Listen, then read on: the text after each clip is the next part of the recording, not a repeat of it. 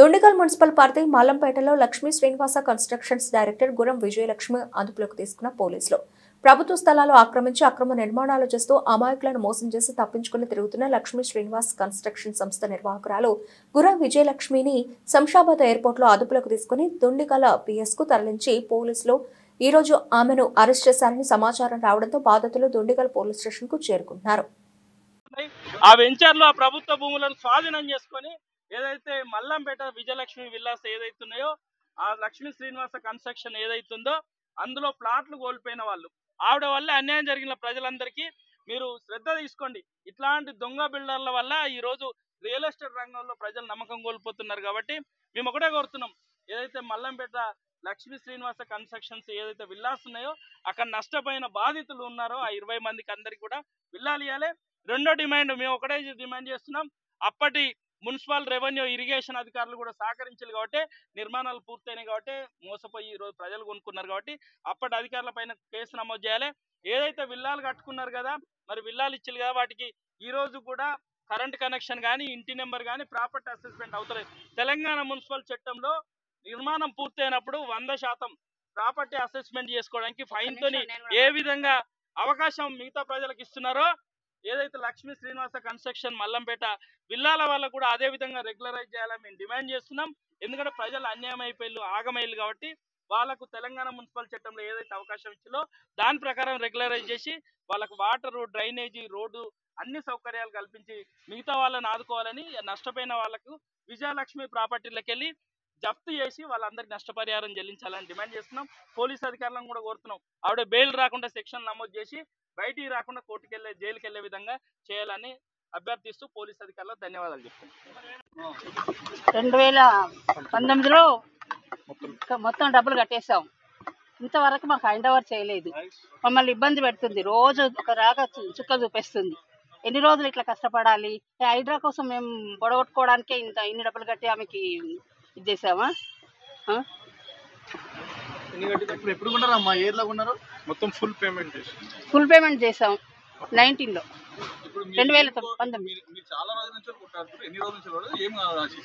ఏం కావాలో ఉన్నదంతా పోయింది, హైదరాబాద్నే పోయింది. అంతా కావాలి, ఏం కావాలి? ఇల్లు కట్టి ఇవ్వాలి. అప్పుడేం తెలుసు? 19లో ఎవరు చెప్పారు? మాకేం తెలుసు? ఏ నోటీసులు లేవు మాకు, అసలు తెలియదు. మేము టీవీలో చూసేదాకా మాకేం తెలియదు. మాకేం చెప్పలేదు. మేము చెప్తే మేము ఎందుకు కొంటాము? మాకు అవసరం అట్లా? అందులో ఉన్న డబ్బులను ఏమైనా హామీ ఇస్తారు, కట్టిస్తామో మీరు ఉండొచ్చు అని చెప్తారు కదా, అందుకనే కొంటాం కదా. ఇప్పుడు మేమే కాదు కదా, ఉన్నోళ్ళు అందరు కొనుక్కున్నారు కదా, అందరితో పాటు మేము కొనుక్కున్నాము. మరి మాకు కూడా అంటే కావాలనే కదా కొనుక్కునేది. ఎక్కడి నుంచో ఏ ఊరికోళ్ళో వస్తాము, అక్కడి నుంచి మేము పైసా కూడబెట్టుకొని అన్ని తెచ్చుకొని కట్టుకునేది ఎందుకు? ఇల్లు కావాలనే కదా. అన్ని ఇట్లా ఇంత మోసం చేస్తుందని మాకు ఎవరు తెలియదు కదా. ఇంత పెద్ద ఇళ్ళల్లో ఎన్నో ఇళ్ళల్లో ఎక్కడో ఉన్నారు, ఎక్కడెక్కడో కడుతున్నారు అందరూ. కట్టినప్పుడు మేము కూడా అట్లాగే కట్టాము అందరితో పాటు. ఇక్కడ 50 విజయలక్ష్మి అరెస్ట్ చేశారు. ఆమె ఇక మా మొర పెట్టుకోవడానికి వచ్చాం. ఎందుకు వచ్చాం? లేదు, కలవలేదు. ఎన్నిసార్లు ఫోన్ చేసినా ఆమె కలవదు, మాట్లాడదు, ఏమీ చెప్పదు, సమాధానం ఇవ్వదు. మా డిమాండ్స్ ఏంటి? మాకు ఇల్లు కావాలి. మేము అన్ని డబ్బులు ఓడగొట్టుకొని ఇంకా డిమాండ్ ఏముంటుంది? ఉన్నది అసలు పైసలు మొత్తం మా దగ్గర ఉన్నది అది మొత్తం మేము అల్లనే పెట్టేసినాం. అల్ల పెట్టేసి మరి మేము ఇంత చేతితో ఎట్లా ఉంటాం? మేము లోన్లు ఏం తీసుకోలేదు, తెచ్చిన డబ్బులు మేము ఎక్కడి నుంచో కూడా పెట్టిన డబ్బులు అని 4800 విల్లాలు కట్టింది సార్.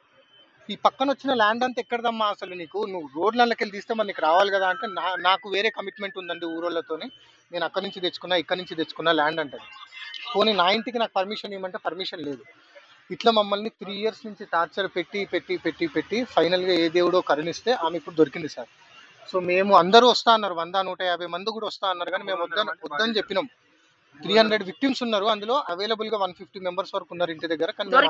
వదిలిపెట్టద్దు, మాకేదో సొల్యూషన్స్ పెట్టాక ఆమెను వదిలిపెట్టదు సార్. మేము రెవెన్యూ డిపార్ట్మెంట్ దగ్గరికి వెళ్ళాం, ఎంఆర్ఓ దగ్గరికి వెళ్ళాం, సబ్ రిజిస్టర్ దగ్గరికి వెళ్ళాం. Everybody who signed on the document మేము వెళ్ళి కలిసినాం సార్. నేను సబ్ రిజిస్టర్ గారిని ఆ రోజు కూడా అడిగింది ఒకటి, సార్ ఇది బఫర్ జోన్లో ఉండుంటే మాకంటే తెలియదు. మేము ఎక్కడి నుంచో వచ్చి ఇప్పుడు ఈవిడ ఉంది ఆదిలాబాద్ నుంచి వచ్చి కొనుక్కుంది, ఒకళ్ళు వరంగల్ నుంచి వచ్చి కొనుక్కురు, నేను ఎక్కడో ఎల్బీ నగర్ నుంచి వచ్చి కొనుక్కున్నా. మాకు తెలియదు ఇక్కడ ల్యాండ్ గురించి. కానీ మీకు సిస్టమ్ ముందు ఇట్లా నొక్కితే చెప్తుంది కదా సార్, అది ఎర్రగుందా, పచ్చగుందా, గ్రీన్గా ఉందా, ఇది ఏ ఏరియాలకు వస్తుంది, దీనికి నేను సంతకం పెట్టొచ్చా లేదా అని. లేదండి, అది 2019లో మాత్రం బఫర్ జోన్ కాదు, కానీ 2024లో మాత్రం బఫర్ జోన్ అయిందంట. అంటే this is all cock and bull stories అండి. So I don't know what happened with revenue department, ఆ సబ్ రిజిస్టర్తో ఎవరితో ఏం జరిగింది అన్నది మనకు తెలీదు. Still people were paying EMIs. ఇప్పటికీ ఒక్కళ్ళకి కాంపన్సేషన్ ఇవ్వలేదండి కూలిపోయిన ఇంట్లోకి. కనీసం నేను ఇక్కడ ఒక ల్యాండ్ చూపించిన, మీరు ఇక్కడ సంతకం పెట్టండి, and this people are ready to pay back something more. అంటే సరే, నేను అప్పుడు ₹1,00,00,000 కొన్నా కదమ్మా, ఈరోజు వాల్యూ పెరిగితే నేనే నీకు ఒక 20 లక్షలు ఎక్స్ట్రా ఇద్దాం అనుకుంటున్నా, నాకు ఏదైనా ఒక ఇల్లు అని కూడా వెళ్ళింది. Still she did not turn up. And the good part is ఇప్పుడు దొరికింది. Our demand is only one thing sir, అన్యాయం జరిగిన వాళ్ళందరికీ న్యాయం జరగాలి.